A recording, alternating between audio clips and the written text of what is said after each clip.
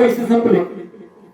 पैसे संपल्यानंतर ते गावामध्ये इकडे तिकडे मागू लागले आणि मागत असताना त्याच गावातील एकाच्या लक्षात आलं, अरे म्हणला या म्हातारीचा मुलगा तर बाहेर देशात नोकरीला आहे आणि ही इकडे तिकडे का भीक मागून जाते. तर त्याने विचारलं, त्या म्हातारीजवळ गेला आणि तिला विचारलं, म्हातारी म्हटलं तुझा मुलगा तर बाहेर देशात नोकरीला आहे, चांगला पगार कमवतो, तुला पैसे पाठवत नाही का. तेव्हाच म्हातारीने सांगितलं, बाबा पैसे वगैरे काय पाठवत नाही, पण त्याची चिठ्ठी महिन्याला मला येत असते. अरे मुलगा नोकरीला बाहेर देशात आहे त्याने त्याचं काम आहे पैसे पाठवायचं. तर म्हातारीने सांगितलं की पैसे वगैरे मला काही पाठवत नाही, पण महिन्याला त्याची चिठ्ठी येते, रंगीत कागद मला तो पाठवतो. आता मला वाचता येत नाही पण त्याची चिठ्ठी येते याच्यामध्ये समाधान. आपला मुलगा आपल्या करता काहीतरी चिठ्ठी पाठवतोय या करता ती म्हातारी समाधानी त्या चिठ्ठ्या तिने घरामध्ये सगळ्यात जपून ठेवल्या होत्या. तर मग तू वाचल्या का चिठ्ठ्या? नाही.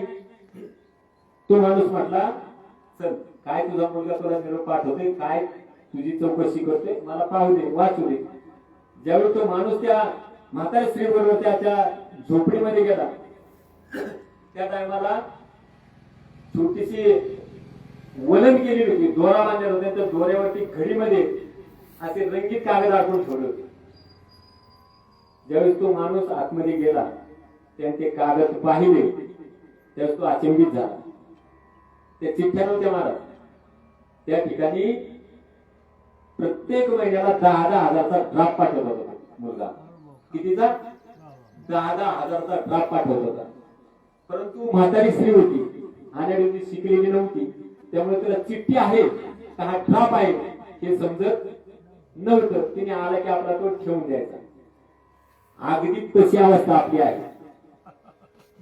तो 10,000चा ड्राफ्ट प्रत्येक महिन्याला 10,000 रुपयाचा ड्राफ्ट येत होता, फक्त तो मोडल्यानंतर पैसे मिळतात हे त्या म्हातारीला कल्पना नव्हती. तसं आपली अवस्था आहे. आपल्या घरामध्ये ज्ञानेश्वरी गाथेच्या रूपाने ड्राफ्ट पडल्या, आपल्याकडे उचकायला टाईम नाही आणि जोपर्यंत आपण ते उचकत नाही त्याच्यातून आपल्याला मोक्ष मिळणार आहे, आपल्या जीवनाचं सोनं होणार आहे, कल्याण होणार आहे, हे जोपर्यंत आपल्याला समजत नाही तोपर्यंत त्या म्हातारीपेक्षा आपली वेगळी अवस्था नाही. त्यामुळे घरामध्ये अनेकांचे आपण सहज बोलताही पाहिजे, आमच्या घरामध्ये आमका ग्रंथ आहे, आमच्या घरामध्ये तमका ग्रंथ आहे, माझ्याकडे उतरण लागलेली आहे, वाचणार कधी, त्याचा उपयोग काय. त्यामुळं घरामध्ये ज्ञानेश्वरी गाथा भगवद्गीता हे असलं पाहिजे, परंतु त्याचं वाचन सुद्धा झालं पाहिजे तर आपल्या जीवनामध्ये त्याचा उपयोग आहे. नाहीतर हे लाखो करोडो याची किंमत सांगता येणार नाही एवढा हे ड्राफ्ट आहे. आणि हे जर घरात पडून असतील तर तुम्हाला काय करावं लागेल, गावावर भीक मागावं लागेल. अमृत घटवरले तुझ्या घरी का वनवन फिरसी बाजारी. बघा महाराजांनी या ठिकाणी अतिशय समर्पक त्याला ओळी सांगितली की आपण आपल्या घरी एवढ्याने हजारो लाखो कोटी रुपयाचे ड्राफ्ट ठेवून आपण गावामध्ये भीक मागणार आहे, आपण इतरत्र भीक मागणार. कोणी भीक द्यायला कुणाकडे नाही, याचे दान कुणाकडे भेटणार नाही. तुमच्याकडे आहे, तुम्ही त्याचा योग्य वेळेमध्ये उपयोग केला पाहिजे आणि तुमच्या जीवनाचं कल्याण करून घेतलं पाहिजे. या संसार रूपी भवसागरातून तरुण जायचं असेल तर या भगवंताच्या अध्यात्माशिवाय आणि याच्या अभ्यासाशिवाय तुमचं काही खरं नाही. म्हणून भगवंताचं नामस्मरण आपल्या जीवनामध्ये फार महत्वाचं आहे. आपण ते सतत भगवंताचं नाम केलं पाहिजे. भगवान परमेश्वर परमात्मा भगवान श्रीकृष्ण त्यांच्या जीवनामध्ये अनेक असे प्रसंग आहेत की प्रत्येक क्षणाला ते आपल्याला आपल्या जीवनामध्ये आपण कशा मार्गाने गेलं पाहिजे आणि कोणत्या दिशेने गेलं पाहिजे, आचरलं पाहिजे, काय सोडलं पाहिजे, काय घडलं पाहिजे, ते सगळं परमेश्वरांच्या ठिकाणी समजावून सांगितलेलं आहे. रामाच्या काळामध्ये भागवत विष्णूचा अवतार आहे. राम एक पत्नी एक वचनी एक वाक्य. त्या ठिकाणी जे कॅरेक्टर आपल्या समोर आले किंवा भगवान रामाने त्यांचा जो वारसा आणि वारसा आपल्यासाठी ठेवला तो एक वचनी एक पत्नी एक वाणी. द्वापरयुगामध्ये भगवान विष्णूने अवतार घेतला भगवान श्रीकृष्णाच्या रूपाने.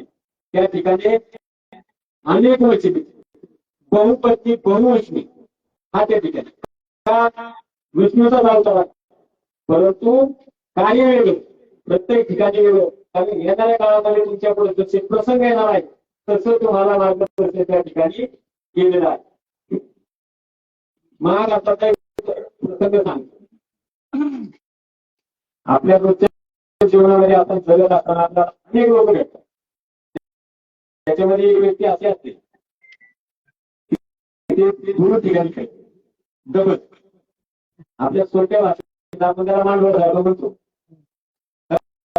भूमीकडे ठरणारी माणसं जे असतात ते खूप झोपलेले असतात. या व्यक्तीच्या गोष्टी नेहमी सावध राहायचं. सावध राहायचं असेल तर कसं राहायचं? त्याचं उत्तम उदाहरण महाराष्ट्रामध्ये त्या ठिकाणी आपल्याला आले जात. 5 पांडवांपैकी भीमाचा मुलगा होता घटोत्कच आणि घटोत्कचाचा मुलगा होता बर्बरी. महाराष्ट्राचं युद्धाचा अगोदरचा प्रसंग आहे. बर्बरी एवढा शक्तिशाली होता तर महाराष्ट्राचं ते युद्ध चालू होतं 18 दिवसाचं. ते युद्ध 2 दिवसात संपवलं. ती ताकद शक्ती बर्बरीकडे होती. इतकं सामर्थ्य त्याच्यामध्ये होतं. हे ज्यावेळी भगवान श्रीकृष्णाला समजलं तर भगवान त्याला भेटायला गेले बर्बरीकडे. गेल्यानंतर त्याची भेट झाली. भेट झाल्यानंतर भगवान विचार किंवा जर तुझे झाले तर तू काय करशील? किती दिवस तुला तो मला 2 दिवसाची त्याचा निकाल लावून दे. किती? 2 दिवस. भगवंताला किती दिवस करायला होते? 8 दिवस.